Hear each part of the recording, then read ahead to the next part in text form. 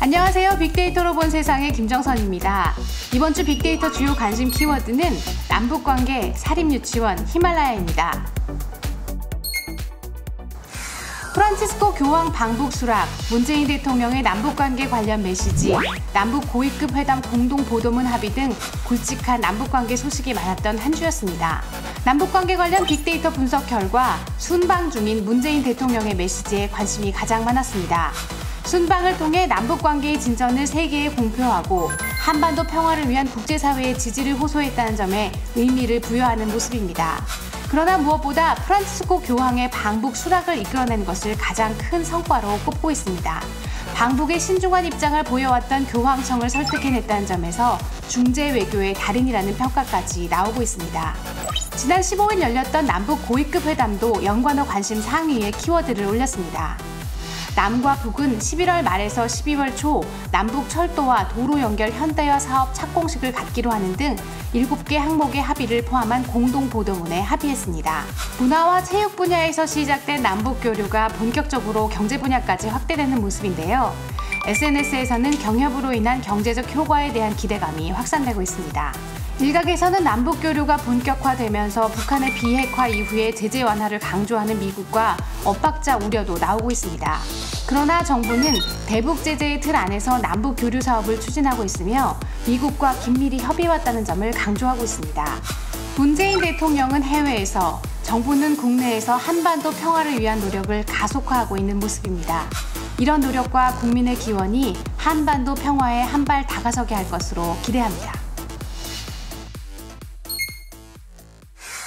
올해 국정감사에서 뜨거운 감자로 떠오른 키워드는 바로 사립유치원입니다. 교육위 국정감사 관련 빅데이터 분석 결과 연관어 상위 키워드의 상당수가 사립유치원과 관련된 키워드들이었습니다. 사립유치원이 관심의 중심에 선 이유는 국감에서 유치원 운영비로 불법 행위를 벌였다가 적발된 유치원 명단이 공개됐기 때문입니다. 특히 유치원 운영비로 개인 쇼핑을 하거나 성인용품 판매점에서 지출하는 등의 불법 행위 사례가 공개되면서 국민적 공분이 일었습니다.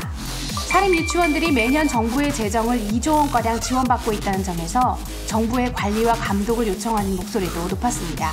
청와대 청원 게시판에는 비리 사립유치원 원장을 처벌해달라, 유치원과 어린이집을 전수조사해달라는 등의 청원이 쇄도하는 상황입니다.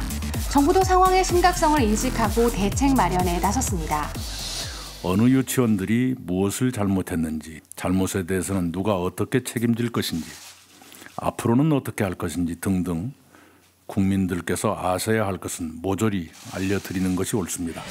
당정은 다음 주 중에 사립유치원 회계 투명성 강화를 위해 국가 회계 시스템 에듀파인을 사립유치원에도 확대 적용하는 방안을 포함한 유치원 비리 재발 방지 종합대책을 내놓을 방침이라고 합니다. 이번 기회에 국민이 안심하고 신뢰할 수 있는 교육 환경 조성을 위한 최선의 방안이 나오기를 바라봅니다. 히말라야 눈 폭풍에 휩쓸려 목숨을 잃은 고 김창호 대장과 한국 원정대들의 시신에 대한 합동 연결식이 조금 전 서울 시립대에서 열렸습니다. 김 대장과 원정대는 지난달 28일 신루트 개척을 위해 히말라야에 올랐다가 지난 13일 베이스 캠프에서 눈 폭풍에 갇히면서 참변을 당했습니다. 김 대장과 원정대의 참변 소식이 전해진 지 일주일이 지났지만 이들의 소식은 여전히 포털 사이트 실시간 검색어에 등장하고 있습니다. SNS에서는 알피니즘 정신을 잊지 않겠다는 댓글들도 많이 올라오고 있습니다. 김창호 대장은 국내 알피니즘 역사에서 기념비적인 인물입니다. 국내 최초로 히말라야 8,000m 이상 14개 봉우리를 무산소로 등정했고 남들이 가지 않는 새 루트를 개척하는 데 앞장서 왔습니다. 남들이 가지 않은 길을 갔던 그의 도전 정신은 영원히 기억될 것입니다. 김창호 대장, 대원 유영직, 이재훈, 임일진, 정준모 한국산악회 이사와 그들을 지원하다가 참변을 당한 4명의 세르파에게 추모의 마음을 전하면서 빅데이터로 본 세상을 마무리하겠습니다.